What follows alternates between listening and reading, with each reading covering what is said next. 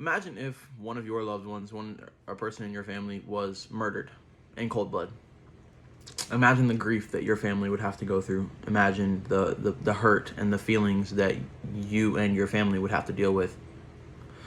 Now imagine how much that would be magnified if the person who murdered your loved one walked free, was only given a slight slap on the wrist, a short suspension because of the incident. That's how the family members of Eric Gardner and Breonna Taylor felt. The justice system is meant to protect the people of our country, and it does the exact opposite. It is used against us, and it immunizes the people who are meant to protect us. And that's why police officers who murder someone wrongfully should be imprisoned. Police brutality is an issue that it's growing, and we've dealt with it for a very long time. And yet it's brought to the attention of people of authority, people of importance in our country every single day, and no one does anything to help stop it or minimize it. I feel as though cops who murder somebody in cold blood, who murder somebody wrongfully, should be convicted of murder, should be arrested, and spend time in prison just as a normal person would be if they murdered somebody. Not just fired or suspended or losing benefits from their job.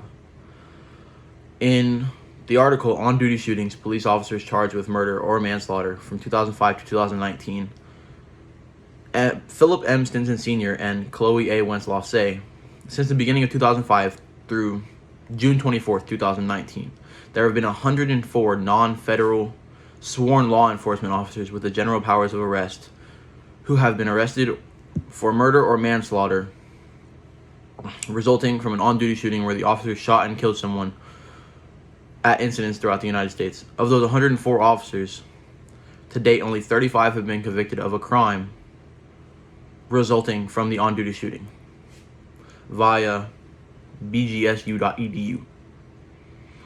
This shows only 35% have been, not even 35% of cops caught for murder have been convicted and served sentences for murder.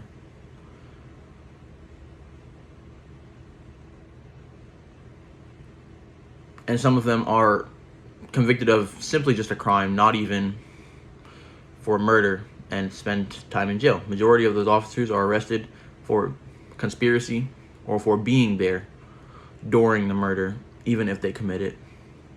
They commit the murder, per se, and aren't convicted of murder. And even if they are caught and convicted, most of them only spend a short amount of time in prison. In the same article, it says only 4 officers have spent much time locked up. Only 4 officers have been convicted of murder. The 4 officers convicted of murder received incarceration sentences that ranged from 81 months to 192 months in prison, with an average length prison sentence of 150.75 months, showing an officer has never been sentenced to a full sentence for murder.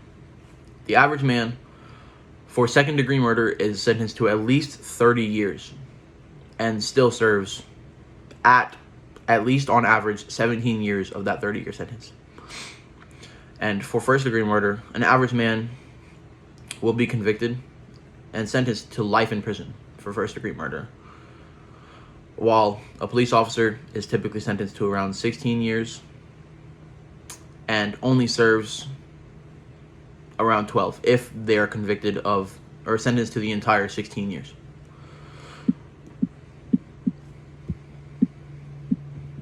A case where, as such, is the case of Anthony Battle, a man who in self-defense killed a probation officer, a security guard at a prison that he was at.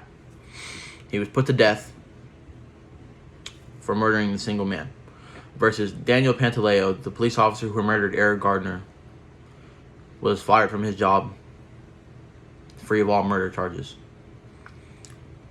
To conclude, again, how would it feel if your mom, your brother, or even just a friend was murdered in cold blood? How would it feel to you if that person was never even tried for murder and just got to live their life while you get no closure for your loved one? They never rest in peace because the person who took their life faced little to no consequences. The government shows favoritism with police officers and people of quote-unquote authority. And that is why police need to be imprisoned for murdering anybody, regardless of who they are, regardless of whether or not they're on duty, regardless of whether or not they feel they had reasonable action. In cases such as George Floyd, Breonna Taylor, Elijah McClain, Eric Gardner, and many others who kill somebody in cold blood and are treated as though they are not the average man and do not serve sentences that the average man would serve.